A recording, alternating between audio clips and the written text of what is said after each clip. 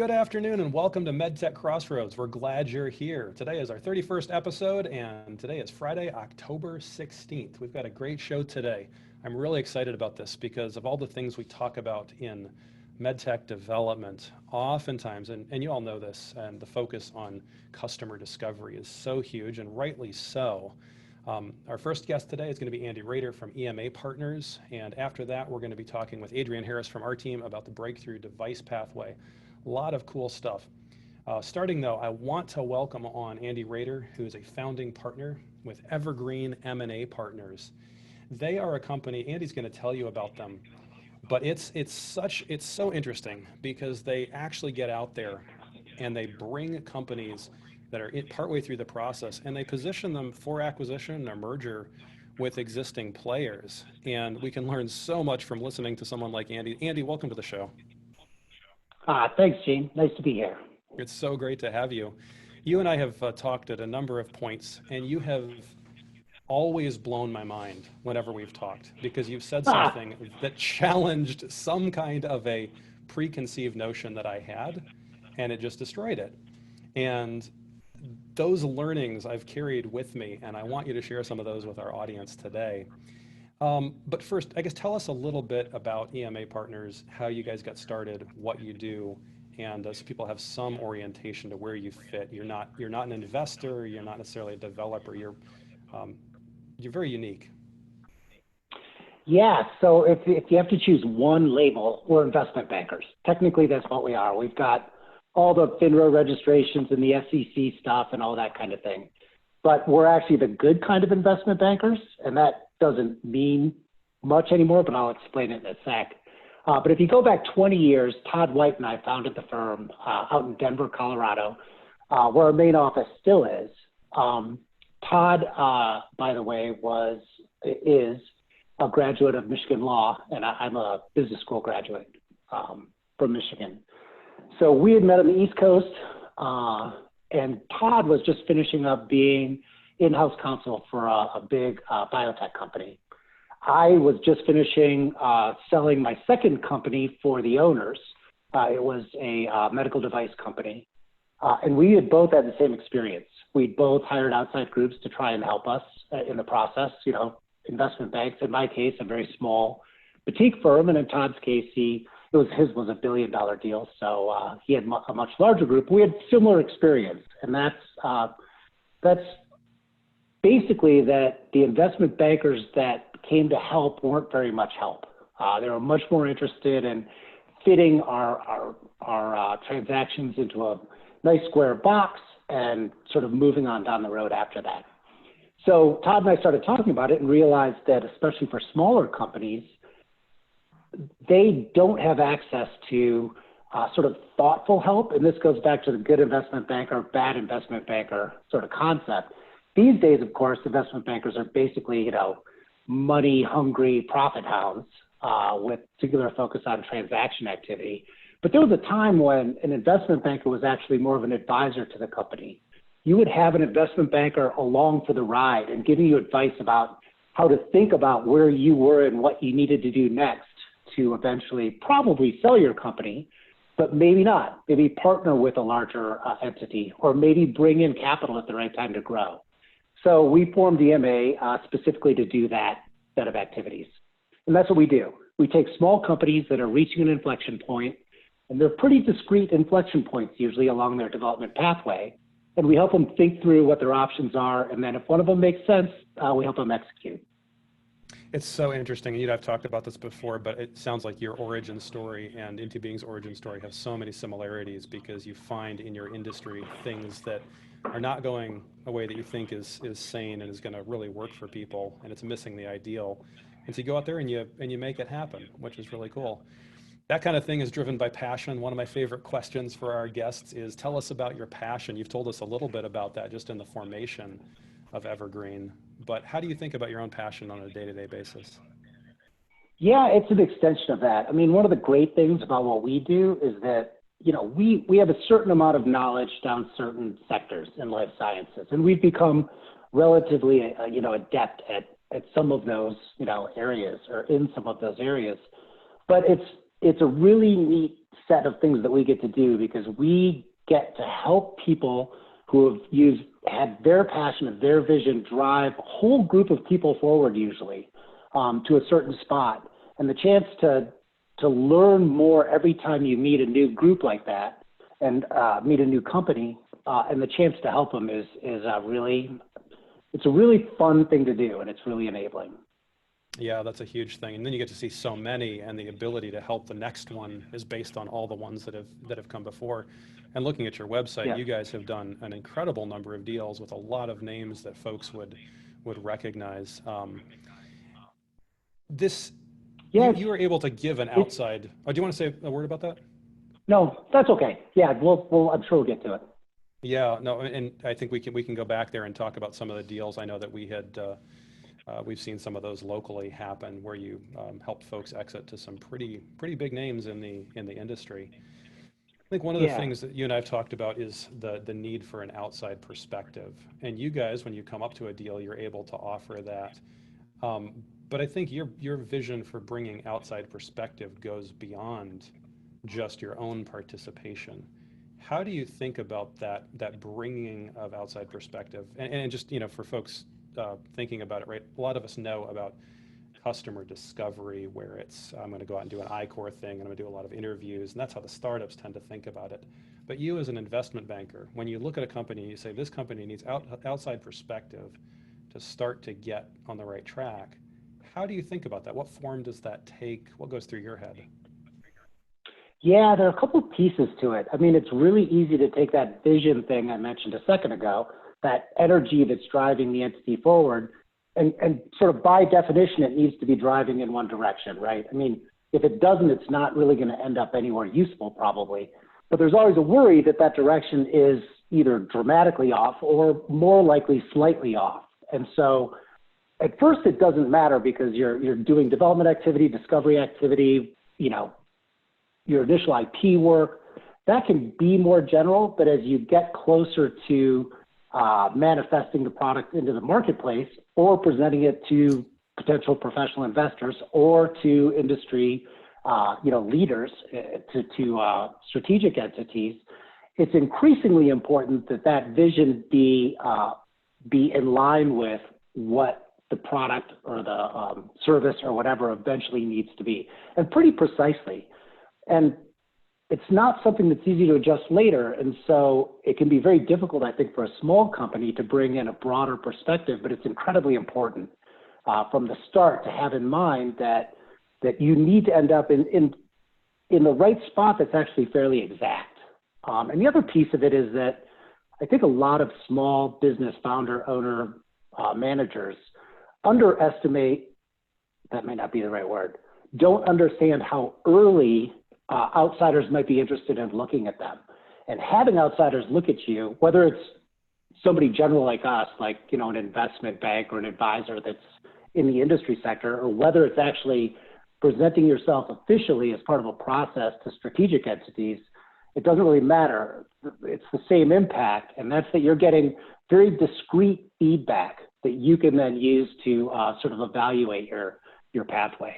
And it's really important that it starts, I think, really early. I mean, even at the IP stage, when you're sort of finalizing, maybe not your first patents, but as you're thinking about what your final claim set needs to be, it's really important that you have some really sort of solid idea of where the product or the service or device is going to end up in terms of consumer use. That's huge. It's really interesting. I think a lot of ears perked up around the room when you said a lot of people don't know how early there could be interest in their product. But at the same time, identifying, are you in the right space? We often find in development, we can sit there and we look at a client and we say, okay, we're going to talk about user needs. The worst thing in the world is to sit down and try to write user needs in a room full of engineers. You can't even do it. You don't know. You haven't been exposed to that. I guess before we talk about some of these big acquirers and what they're looking for and some of the value inflection points and stuff like that, what are some of the techniques that you use? So again, independent of those stages and independent of the big companies, what are some of the techniques that you use to try to get that exposure And what are some that maybe you're uniquely suited to do? And what are some that startups can even think about doing on their own before I walk into the room and say, hey, what are your user needs? Right.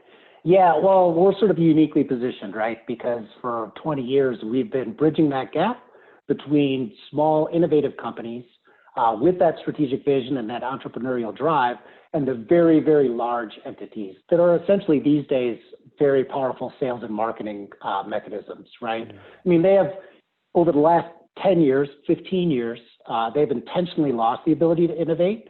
It's just too expensive to do sort of blue sky work. It's too expensive. It's too hard to measure it in corporate terms. You know, it doesn't line itself up well against sort of quarterly development activity and that kind of thing. So they're very good at evolving product. They're very good at application development. They're very good at productization. They're very good at engineering for manufacturing. Obviously, they're very good at regulatory activities. All those kinds of things fit very well into a corporate structure.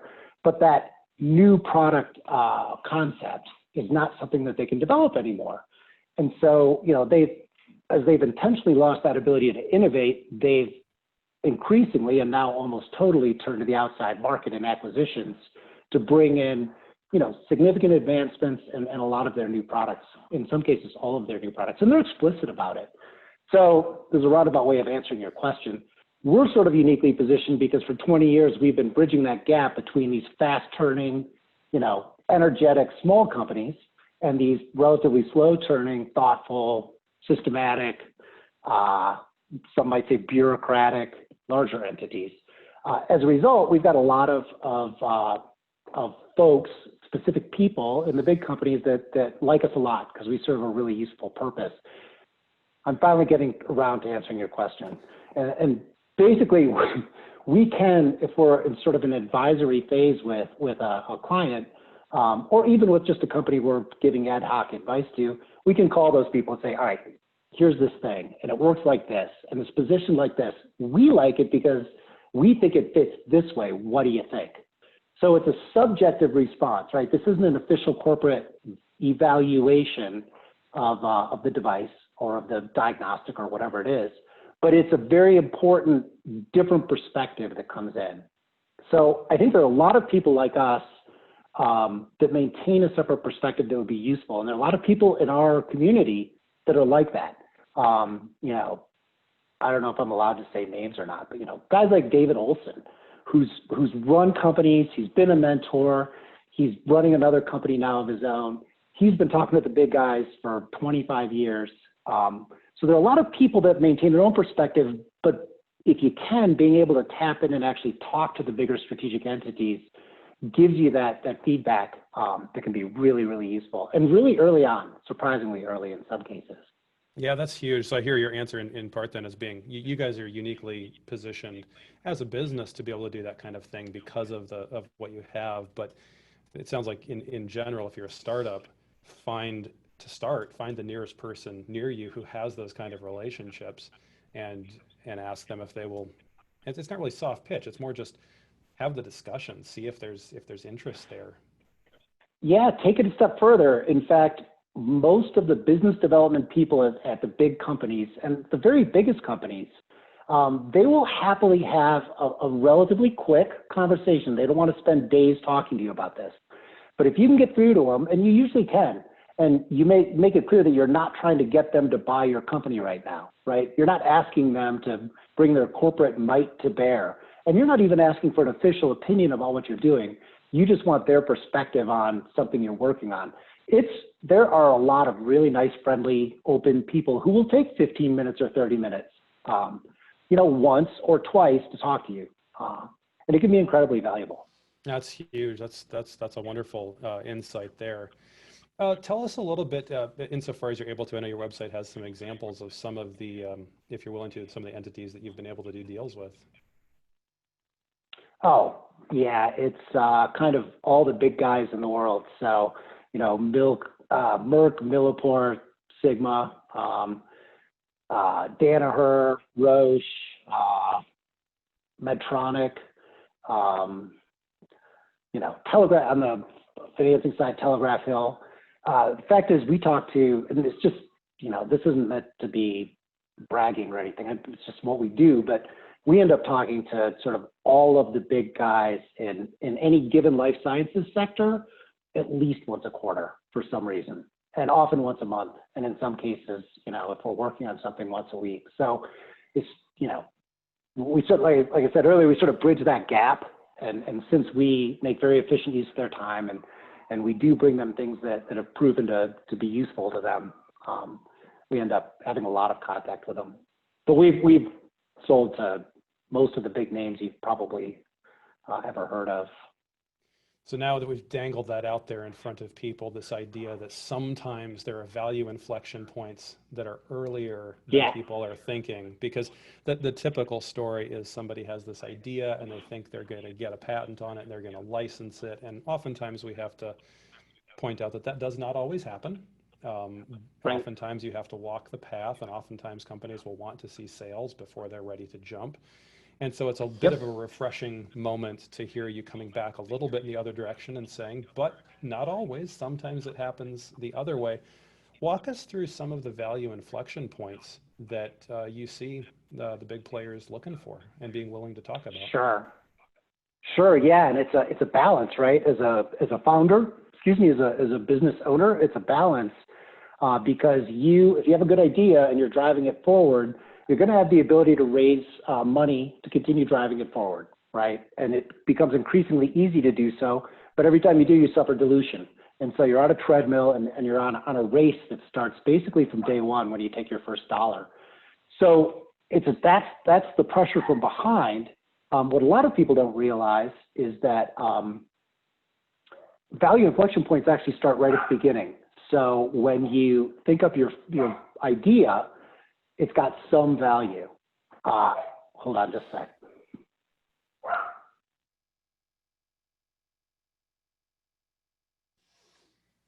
We have the dog pause. We've not the first time.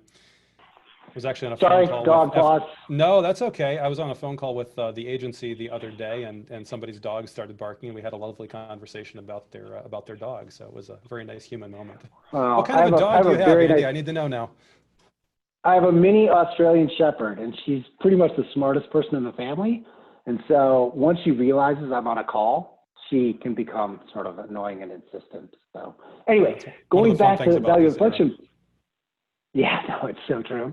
Going back to value inflection points, the moment you thought of an idea, you're at your first inflection point, right?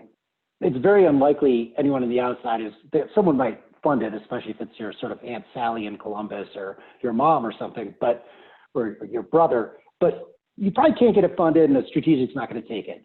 But you manifest it in some way, start to get some IP on it, and IP is the first value inflection point. We've actually, as early as that, actually licensed pure IP with the barest of physical manifestations in place. It's not easy. It's relatively rare. It has to be a particularly compelling idea, and you need to have really hooked a constriction point with your IP that's obvious. But it can happen. And after that, it starts to get interesting, and this is much earlier than most people think about it. As soon as you have your IP, let's do med device for a sec, because the vectors are a little bit different. But let's do med device for a sec. As soon as you have your IP and your physical manifestation, and you can start to think about your FDA pathway, as soon as you have a clear FDA pathway, not having executed it yet, you've just envisioned it, and you know your 510K or whatever, now all of a sudden you can start talking to the big guys. And this is often a surprise to clients. The big guys actually, whether it's a diagnostic test, whether it's a device, they may not want you to actually start down the FDA pathway, because now you're talking about what marketing claims are going to ultimately be available to them or, to the seller of the device. And we have never actually sold a device to a big guy and not had them make some changes to it.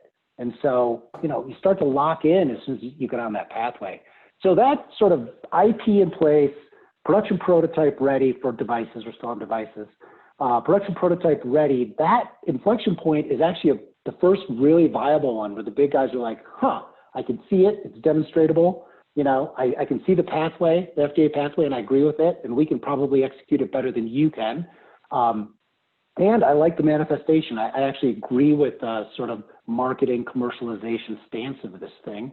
yeah, I'm going to put it in front of the team and we'll start down the pathway of evaluation. After that, and that is a modest valuation point in terms of total valuation, but you haven't spent a lot of money yet, right? You haven't begun to put a lot of business infrastructure in place. You don't have sales or marketing infrastructure at all. And so it's a spot where you haven't spent a ton of capital, and you can probably get a decent valuation, and it can be a really, really logical step-off point for a lot of companies. After that, it gets interesting, right? If you do start down the FDA pathway, or you do have a way to get beta sites up and you can start to sell products, a handful of handmade production units, or you can set up a CLIA lab and start, running some diagnostic tests, whatever. You get some revenue going, that's the next inflection point. And that's the dangerous one. And this surprises our clients again, because what you don't want to do is start down the revenue pathway. This is the one that blew my mind when you told me that. Yeah. Sorry, go ahead. Everyone thinks revenue, right? Which is true. I mean, but you have to realize that revenue is two different inflection points. One is getting some revenue. So getting your first movers to take in your device, getting, your first docs to ask for the diagnostic test to be run, whatever it is.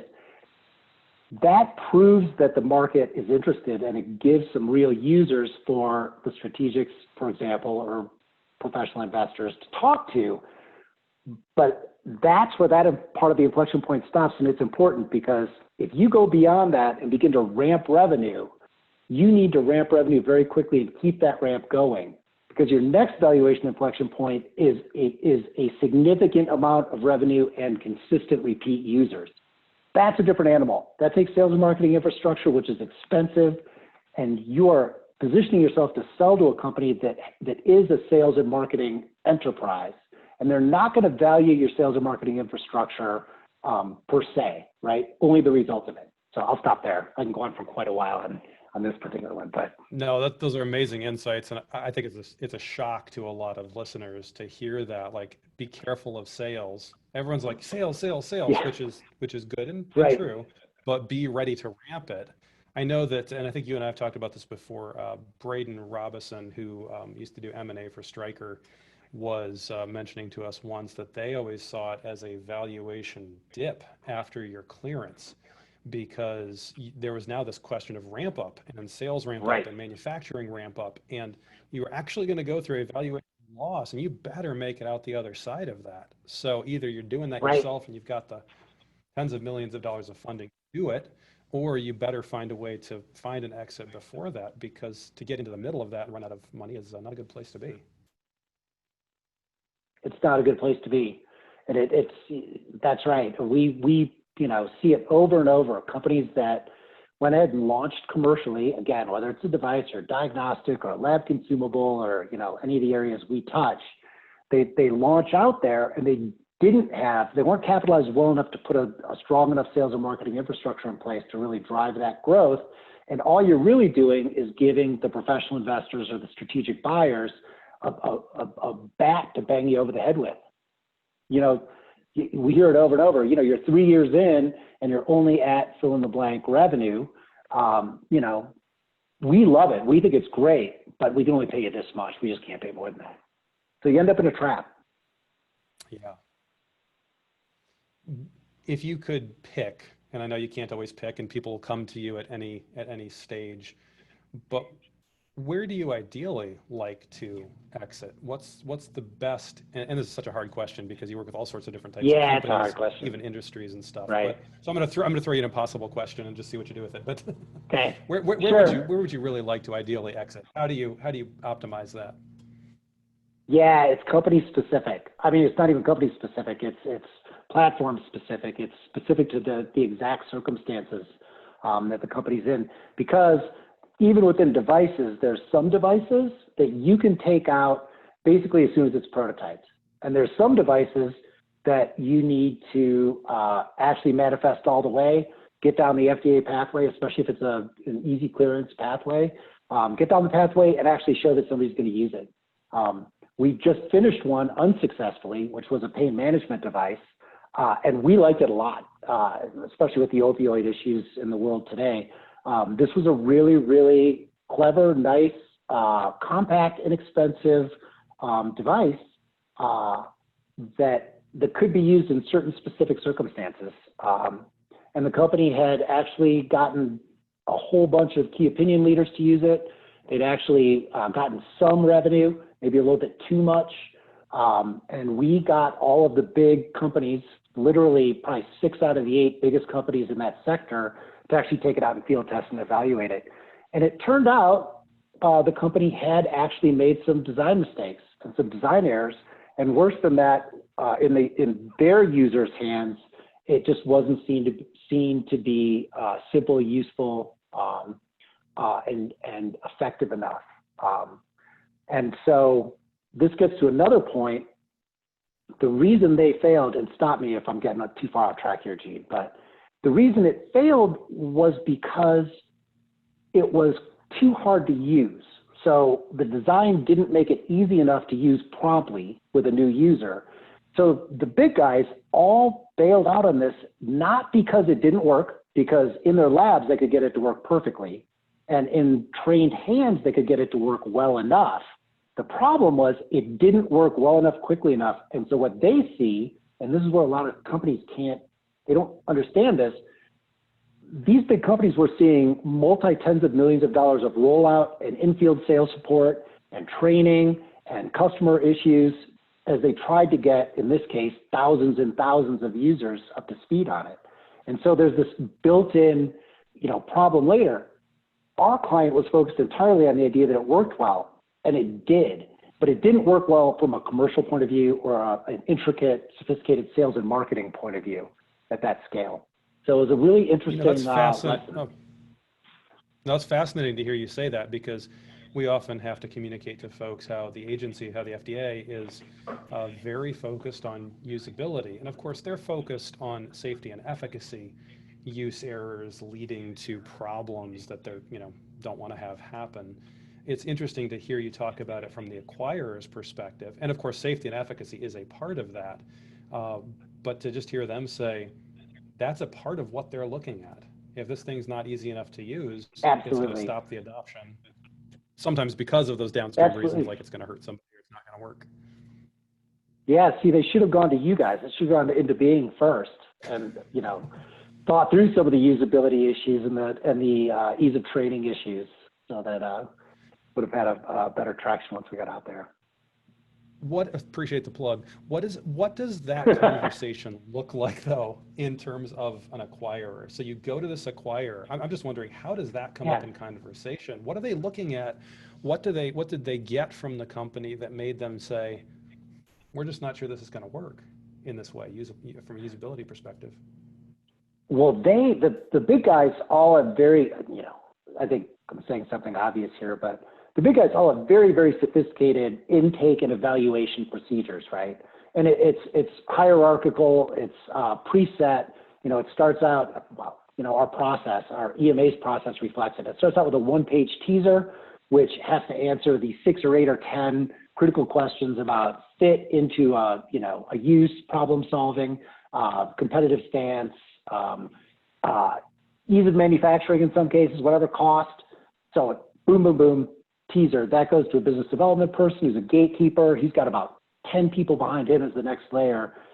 If that passes muster, and that's usually that person who says, yeah, this is interesting, fits our midterm strategic plan, which I won't reveal to you, but it does. Send me more. We send them a non-confidential deck. That circulates out into the world, right? And now there'll be, depending on what the sector is, there'll be one engineering person, production engineering person, one marketing person, one finance person, probably an analyst, who'll plug it into a model they build. You get the idea. There's a whole little team back there that's behind the wall. They each have to give it a thumbs up. And if they do, and it comes back, then you're engaged. They sign an NDA. We have a data room set up. Now they need a bunch of data. And now there are probably 20 people in the background at the big company that need to sign off on one piece of it. Now you get into what would the rollout cost be? Manufacturability, is there something about this that's going to be a problem with our existing manufacturing systems? If so, can this small company ramp up enough to manufacture that component or the device or whatever? Now it gets to be much more complicated.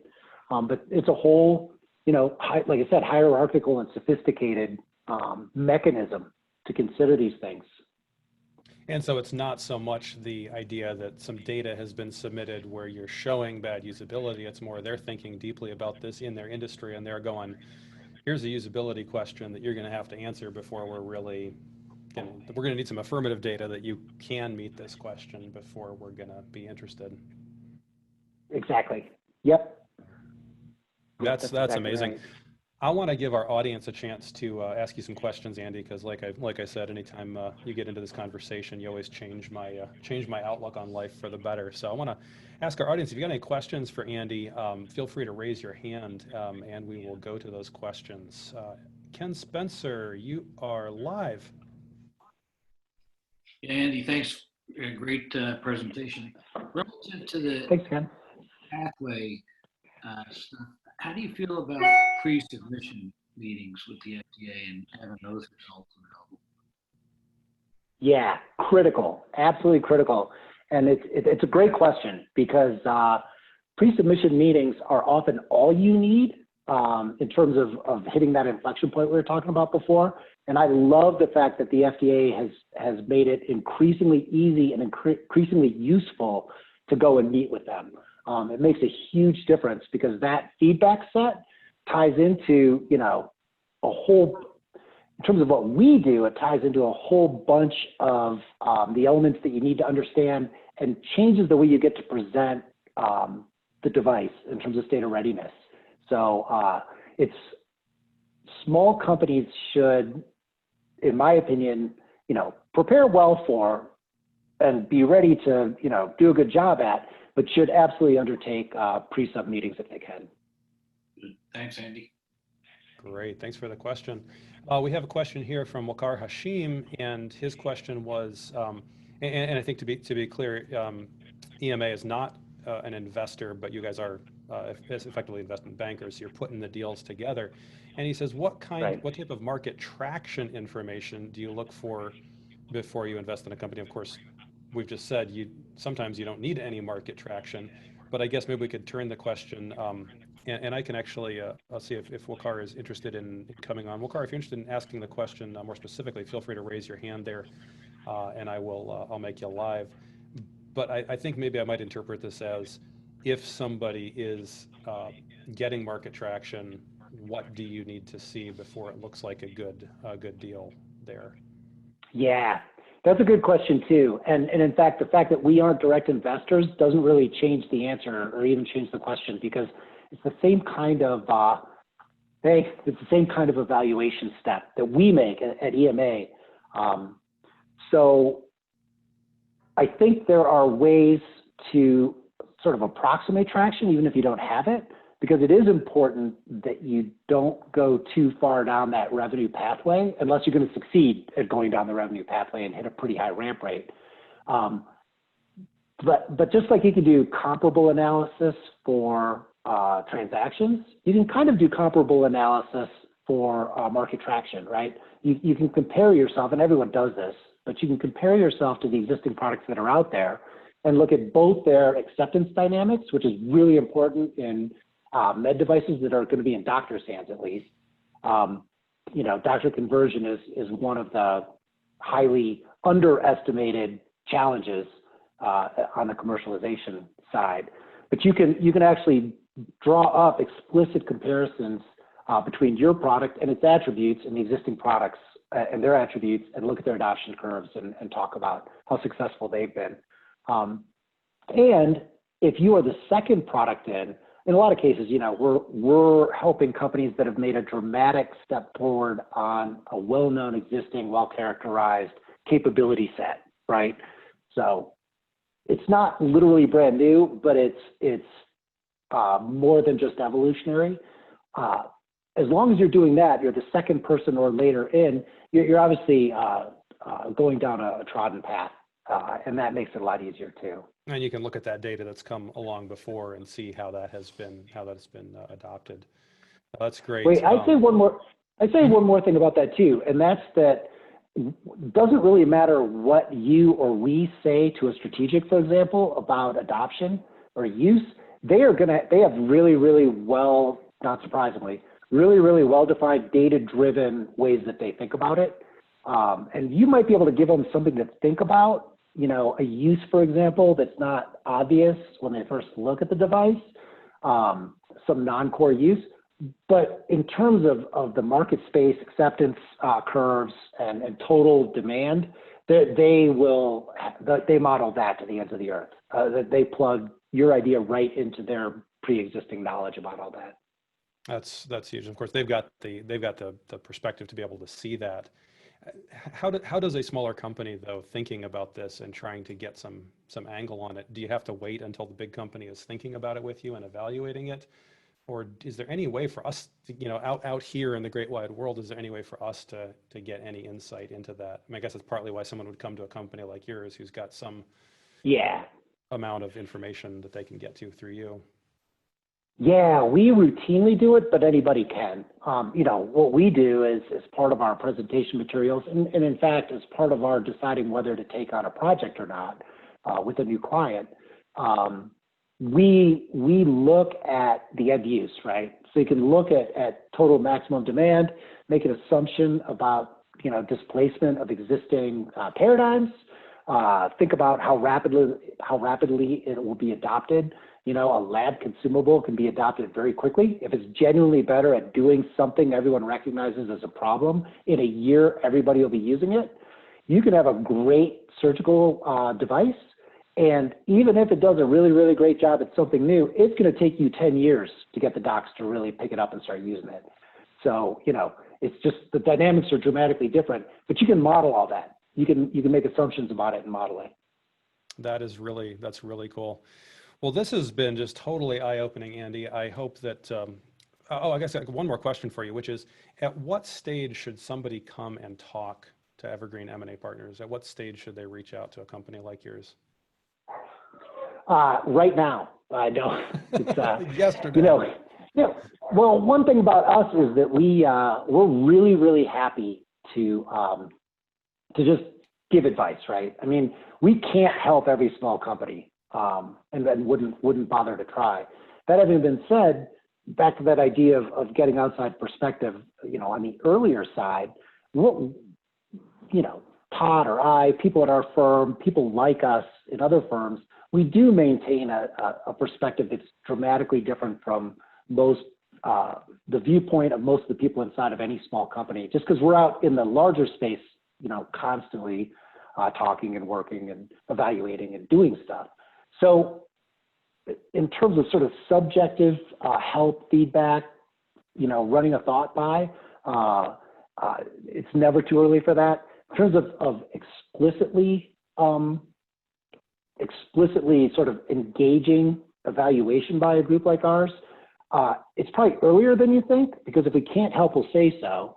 And if we can help, the help might just be in the form of saying, this is great, but you would need to do this and this and this before anyone would look at you, that kind of thing. Here are the deficiencies. Yeah, that's great. So early small conversations and later big conversations. But I think the theme today is a lot of things could be earlier than you think. And so start learning about them now. We did have a late breaking question here again from Wakar. He said, is there any special treatment for products made in the USA in medical devices, incentives, et cetera? It's an interesting question because I don't even know whether that affects what you see in the M&A space. Is that going to move the needle for M&A if we're building the thing and we're building it here? Does that matter? It hasn't until recently, but now I think it does. And it depends on what it is. If you're a diagnostic test producer, then being in the USA suddenly makes a difference.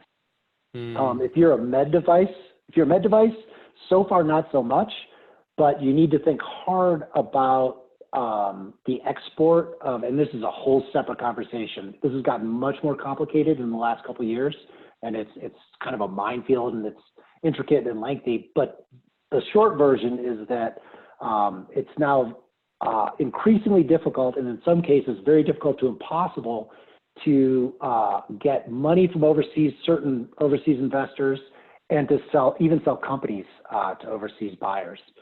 We've had deals in Germany and Switzerland in the last year, and even those countries, in England, and even those countries You have to jump through a bunch of hoops that you didn't until recently. So all that stuff is tightening up. I think it's probably going to, keep tightening. So there are some challenges there. Yeah, that's interesting. It's a great question, a great answer. Well, Andy, I can't thank you enough for being here today and sharing your insights. And it sounds you like us are kind of, yeah, we'd be happy to have a conversation now. Might be a short one, might be a, think about these things. But it's great to see you contributing to the community, and thanks for being with us today.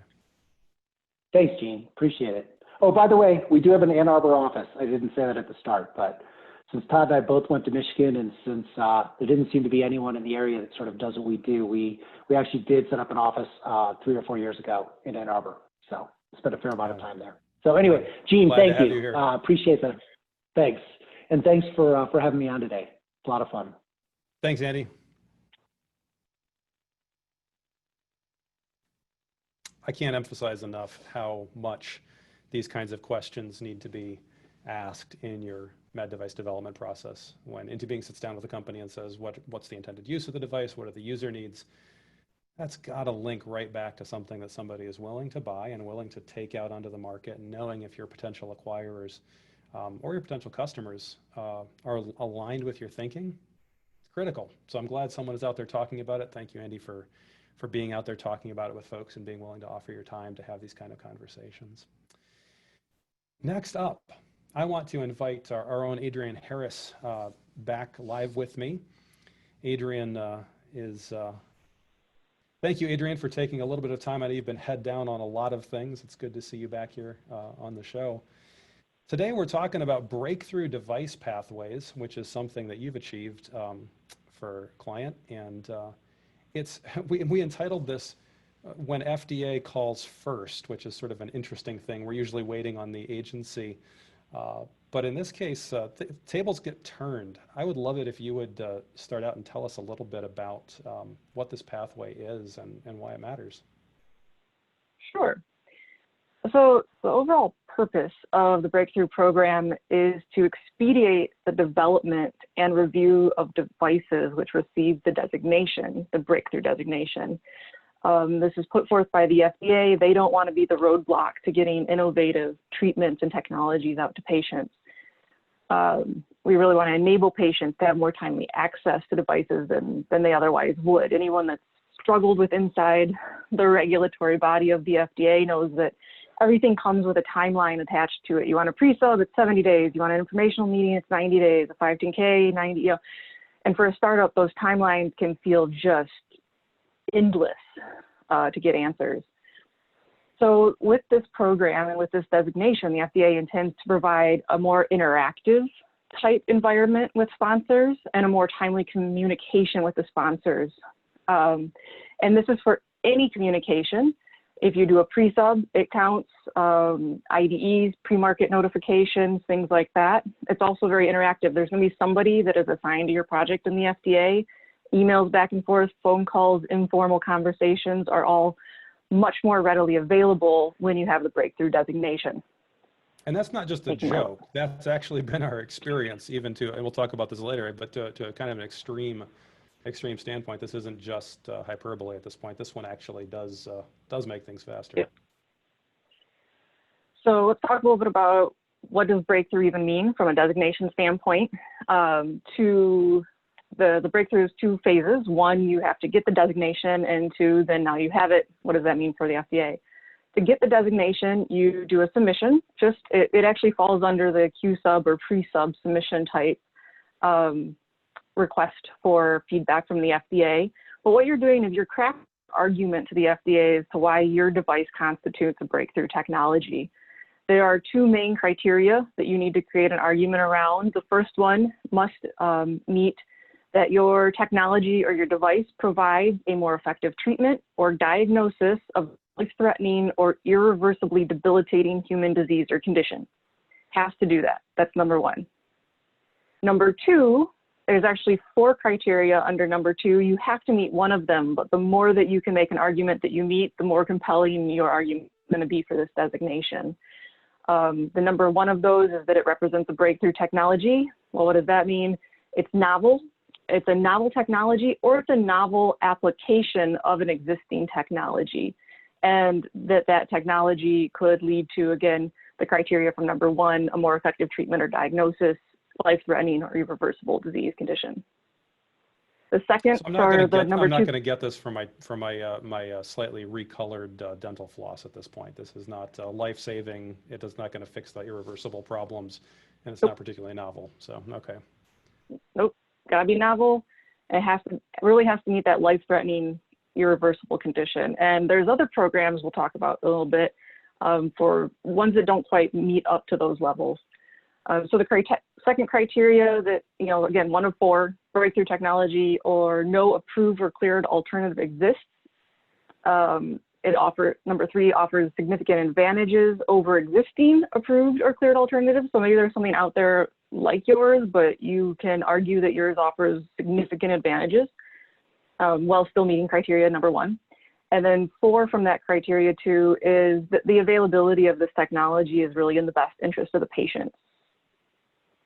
So you start preparing the submission, you craft arguments around the first criteria and 1 to 4 of that second criteria. Another important part that the FDA has put into this breakthrough requirement is that it needs to include support for reasonable expectation that the device can function as intended. It can't just be a napkin sketch. I'm going to use my cell phone and take a picture of you and tell you if you have cancer. You have to show a little bit of data that you've developed a technology to the point that you can reasonably function as intended. Preliminary bench data. It doesn't have to be anything controlled. It doesn't have to be GMP, GLP, just some data that shows you've developed it to a certain point. That you can have the potential for technical success. And then you also want to include your proposed regulatory pathway. So the designation for a breakthrough device, the idea is you do need to be either a 510K path, a PMA, or a de novo. It's okay if you don't know exactly which one it's going to be yet, but if you have a class 1 that's not going to go through a pre-market authorization, then it's not going to get a breakthrough designation. You have to have that pathway that requires a pre-market authorization. And just because you put in what you think you are, the FDA might come back and say, we think you're something different. We don't think you're this, but you need to give them a layout of where you think you're at this point. It's a really important point that you've made there, and I think we've made it before, and you made it to me with respect to this. This is not a place where you go to FDA and say, we'd really like to think that we're breakthrough, are we? You're actually having to craft the argument to say, here's why we believe that we are, and here's why we believe what our pathway is, which I think is just, we can't repeat that enough to say when you go to FDA, you want to know what your plan is and then tell them in good detail why that's your plan. Absolutely. So a little bit, so this one has timelines, just like everything else with the FDA. You are supposed to get the approval or disapproval letter in 60 days with initial official feedback or discourse within 30 days. In my experience, if it's a slam dunk breakthrough technology, you can even get the approval for the designation in less than 30 days. They read it, they go, yep, let's do this, let's move forward. Then after that, they start pulling. When's your next submission? What are you going to do with us next? Well, when are you going to get a pre-sub in? Can you meet next week? And rapidly you find that it's almost the company can't move as fast as the FDA when they really want to get this going and get it into the patient's hands. You told an anecdote of getting a phone call from the agency. What was it they asked you on the phone call? So after my first designation was granted, they said, we think the next thing we should do is an informational meeting. And an informational meeting is a sit down, there's no official questions are asked. They want to get to know your product, what you're doing. If you go to the pre-sub guidance or the Q-sub guidance, an informational meeting generally gets scheduled 90 days after they receive your request. So the FDA called and said, we want to do an informational meeting with you. Basically, how soon can you be in Maryland? And from start to finish of getting the request prepared, because we still did have to submit it through the Q-sub program, to them receiving it, to us having the meeting and being done was less than 40 days. So where a normal company wouldn't even start that meeting for 90 days. They really do want to make this go quickly. I want to talk a little bit about the benefits. The benefits besides just this interactive and timely review to getting a breakthrough. And I think these benefits really ring loud and clear to startups when you're on these always accelerated timelines, always tight budgets, and time equals money. one of the, to me, the big perks to having the breakthrough designation and being in a startup is front of the line access for any of your submissions, whether that's a Q sub, whatever type of Q sub, your pre-market, your IDE. If the FDA, who you're applying to, has 50 on their desk, when yours comes in, it goes to the top of the pile. Now, all the other timelines, they don't commit to, oh, well, if we normally say 45 days, we can do it in 10, but they say you are going to be next in line. It's like a fast pass at an amusement park. You get to skip the line. There's a couple other neat perks when you get the designation. They have a type of meeting called a sprint discussion. This is for one question, you submit it, and you go back and forth in a very interactive review to get the answer. And that is, you're supposed to have a written answer, a formal answer from the FDA in less than 45 days. So anything from, is this the right test protocol? Here's our animal study. Do we have the right statistical number of animals? It's not really broad questions. You can't ask a whole bunch, but you get concise, written, formal feedback in less than 45 days from the FDA. So to really turn those things around. Looking at my notes for what I consider the important parts. When you talk about the speed with which the agency responds, and of course we've talked about these things, we've interacted with them inside the company, and I think when you and I are chatting about this, it came as a surprise to me. I had forgotten that, as you mentioned, that the agency actually puts these to the top of the pile. So it's not just, we're going to give you shorter timelines and we'll work faster on it. It literally is, a breakthrough is sitting on top of another pre-sub or another 510K or anything else like that, which I think comes as a shock sometimes to folks. I know you mentioned to me, though, that there was an aspect of that may not mean that the actual review of, say, the 510K or the de novo inherently goes faster, which is a little bit of a contradiction, because well, if FDA is calling you up and saying, hey, we want to talk about this, can you come to Maryland? Well, why wouldn't every part of the process be faster? But unpack that for us for a minute. So 510K, substantial equivalence to something that's already out there. You're safe if they're safe, and that's what you have to prove. Those can be, if properly done, pretty straightforward reviews. When, at the root and the foundation of the breakthrough is that you are novel and you are different, and you're so different that you get to be breakthrough, it's more likely going to take a little bit longer, even if it is still a 510K pathway, for the FDA to really dig into that technology and that data to show safety and effectiveness. I do want to put a little asterisk in here for, in the past, de novo is scary and 510K is normal, and everybody wants to argue for the 510K pathway. I have not seen a breakthrough come back that is straight 510K. It doesn't mean it hasn't happened. I think inherently with breakthrough, the FDA is going to gently or forcibly push you into de novo. If at the end of de novo, you're still going to end up being a class 2, and you're going to now lay the foundation for a new regulation or a new product code, and any device like you coming from that is going to be a 510K, the amount of work and evidence is very, very similar to a 510K, but with the addition of clinical data. And even if you're a 510K and you're breakthrough, I would expect the FDA to want some level of clinical data. If you could get away with just animal studies, maybe. So it's always been that, like, startups hear de novo and go, no, I can't tell my investors, I can't tell my board, not a de novo. It's going to be okay. It's a lot like a 510K if you're a 510K, not a PMA. And it's going to be the clinical data, which if you're that new and novel, you're probably going to go for anyways. So don't let that scare you off. And I think, and you're hearing this from all sides anyways, but FDA is recently very much not afraid to ask for clinical data. It may be more justifiable to argue against it in a 510K context, but that request is coming an awful lot, even if it's just confirmatory studies. So I think that's a wise point to make, that, yeah, be open to some different pathways, because your life can be made hard through any of those. So understand what the hurdle really is.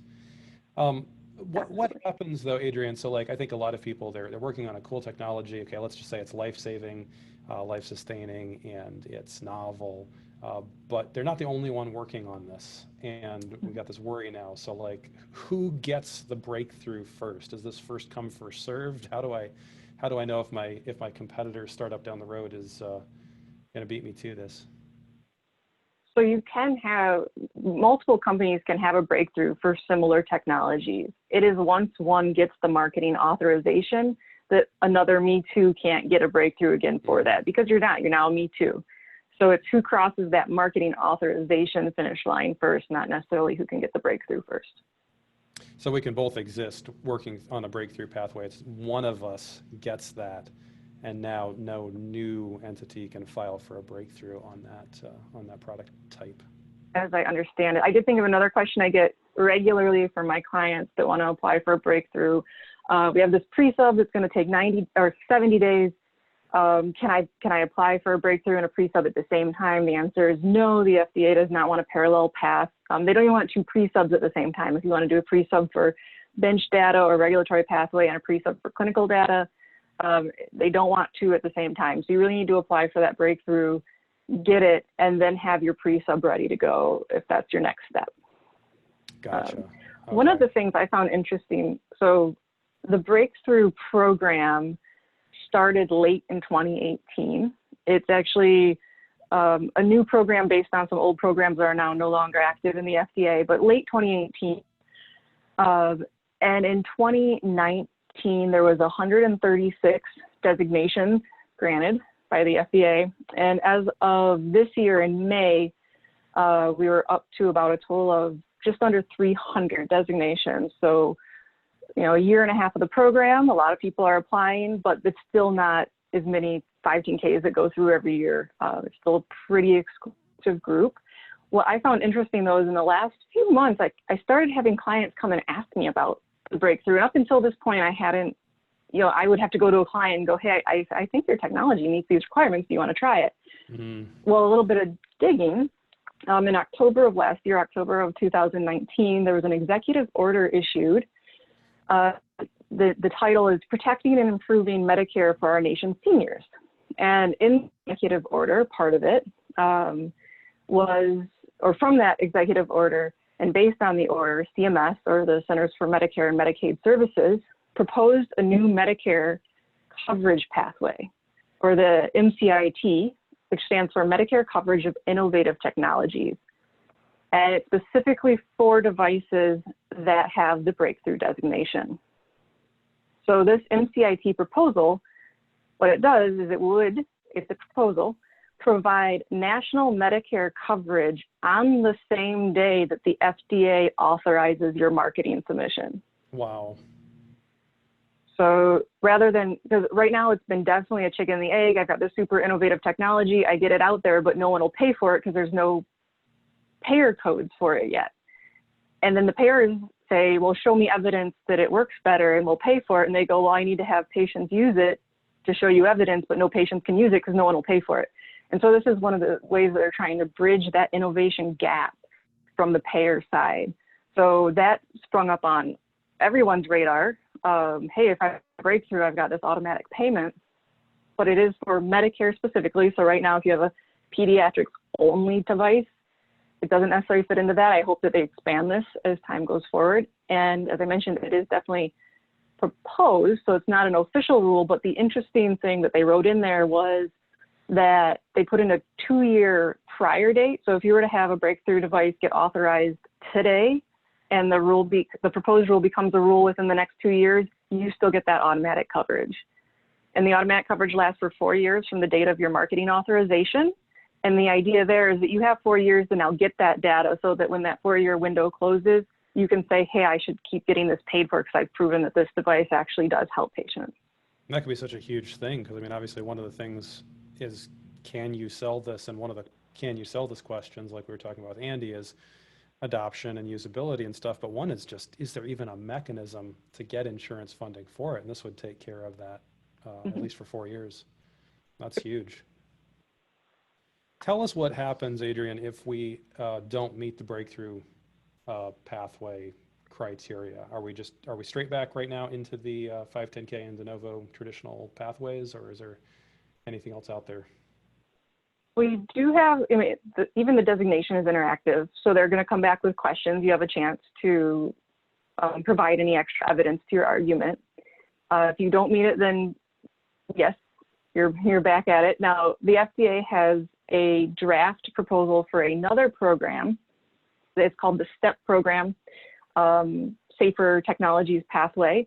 The draft was issued September of last year. They had intended for it to go into a final guidance within 60 days. It has been delayed. However, they just issued their priority review for 2021, and the Safer Technologies program is a top priority to be released in 2021. And what the Safer Technologies is for, they intend for it to have the same benefits of the breakthrough, but for a device that doesn't necessarily rise to that life-threatening, debilitating, but it still could bring a lot of advancement and improvement to patients. So it's not life-threatening, or it's reversibly debilitating, but my device is still good enough. And so that's where they're trying to lay a foundation for devices that don't meet necessarily the breakthrough level, but that you can still get the benefits of the breakthrough pathway. That's really You can cool. start preparing those submissions, but they are not taking them yet. Hopefully sometime early 2021, we'd see that get a final guidance. And that was the STEP program. Yes. Oh, we hope that kind of thing happens. It's neat to see. I know that when we've talked with the agency, they try to do as much as they can within the boundaries of what the actual law says. And there's many times that I know, like Dr. Shuren has pointed out, that there's places where it really would be helpful if there were changes in the underlying laws. But I think this is all an example of a place where the agency is trying their best to find certain ways, and there are certain categories, but to accelerate these things. If you're listening and you have a question for Adrienne about the breakthrough device pathway, feel free to raise your hand in the call. We would love to hear from you. I have one here from Okar. It says, what is the appropriate time to apply to the FDA for breakthrough designation? If we have a working prototype, can we apply? If you meet if you think you can make an argument for all that criteria and you've got early bench data showing technical feasibility, then yes. And in my opinion, and what I advise clients to, is because this is going to accelerate all interactions and any other submissions you have with the FDA, this should really come first. People have asked, should I do a pre-sub and ask if I should do breakthrough? No, because now you're waiting 70 days for that feedback, and the FDA is at the end going to say, well, submit a breakthrough and we'll let you know if you count or not. You definitely just do this one first. You'll learn in 30 to 60 days if you meet it, and then everything else will go faster from there forward. Okay, so just to review, so if we are solving a life-threatening problem or a life-sustaining problem, and we're doing it in a way that we believe is novel, and we have some evidence, not just of a pretty picture, but we have some evidence that this idea works and it's tangible and it's objective, and we can share that with the agency, that's about the point when we can start thinking about this. Yep. Great. That's a great question. The question also is, how do we apply for the designation? And I think you had mentioned this is part of the QSub umbrella. Is that right? Correct.